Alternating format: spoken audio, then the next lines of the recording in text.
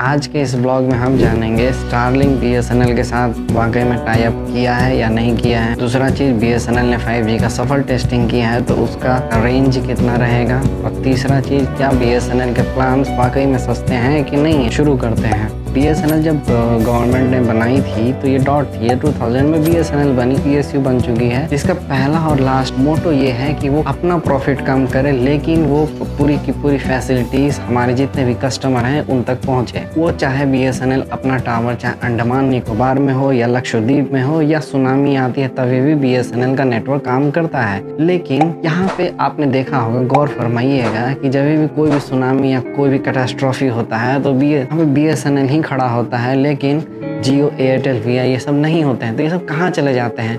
और आज के डेट में जो इन लोगों ने इतना टैरिफ बढ़ाया है, इसको BSNL में पोर्ट किया। इस मंथ में जो जुलाई और अगस्त का महीना चल रहा है, इसमें तकरीबन 3 लाख कस्टमर ने BSNL को अपनाया है। लेकिन यहाँ पे समस्या ये आती है कि BSNL का नेटवर्क जो है बहुत दूर दूर होने के कारण से इसका इंटरनेट सर्विसेज उतनी अच्छी नहीं है। बट इसका भी एक तोड़ निकाल लिया है BSNL ने आत्मनिर्भर भारत के तहत। इसने टाटा के साथ टाई अप किया है और टाटा का तो लोहा सब जानते ही होंगे। यहाँ पे TCS ने अपना एक टेंडर लिया है BSNL से जो 10 ईयर के लिए है। और इस टेंडर के तहत जितने भी इंडिया में 80,000 जो BSNL के टावर हैं वो तो 4G 5G में अपग्रेड होंगे ही होंगे। आपके साथ आपको बता दूं कि जो 5G होता है, जो 5th जनरेशन है, इसकी जो फ्रीक्वेंसी होती है वो गीगाहर्ट्ज़ में होती है।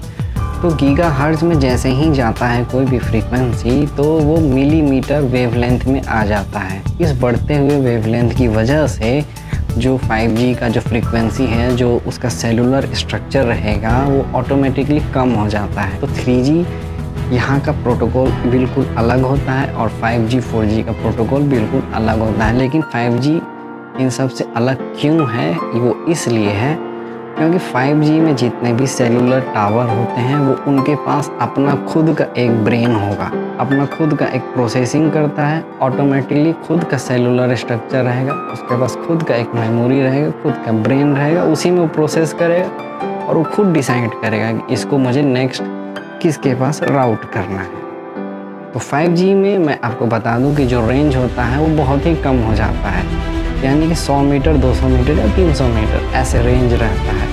इसका मैंने खुद टेस्टिंग किया है और टावर के पास में जाते हैं तो रेंज बहुत बढ़िया रहता है और जैसे ही 200 मीटर, 300 मीटर दूर जाते हैं तो स्पीड ऑटोमेटिकली कम हो जाती है।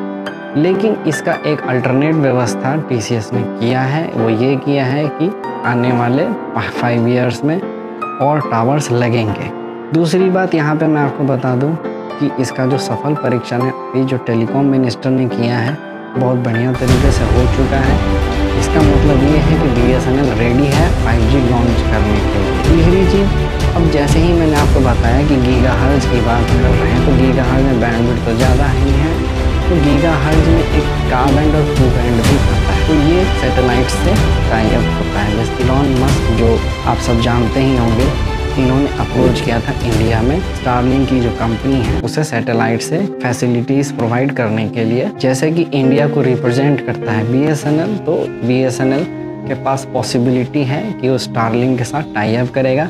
अभी इसका कोई ऑफिशियल नोटिफिकेशन नहीं है, लेकिन आने वाले समय में हो सकता है BSNL स्टारलिंक के साथ टाई अप करेगा। प्लान्स के बारे में, तो प्लान्स BSNL के पास 2 तरीके के होते हैं। सबसे पहला तो सिर्फ कॉलिंग की फैसिलिटीज़ देता है, दूसरा जिसमें कॉलिंग और इंटरनेट दोनों प्रोवाइड होते हैं, तीसरा जो कॉल ओनली डाटा प्रोवाइड करता है। इस तरीके का जो प्लान है वो आपको ऑफिशियल BSNL की वेबसाइट पे मिल जाएगा। लेकिन आपको 1-2-3 प्लान्स मैं आपको छोटे छोटे जल्दी से ऐसे बता देता हूँ जो आपकी हेल्प कर सकते हैं BSNL में। सबसे पहला प्लान है 319 का, दूसरा है 397 का, तीसरा है 699 का और फोर्थ 1198 रुपये का। ऐसे ही छोटे से इन्फॉर्मेशन के साथ आप हमारे इस चैनल को सपोर्ट करिएगा। तब तक के लिए मिलते हैं नेक्स्ट ब्लॉग में।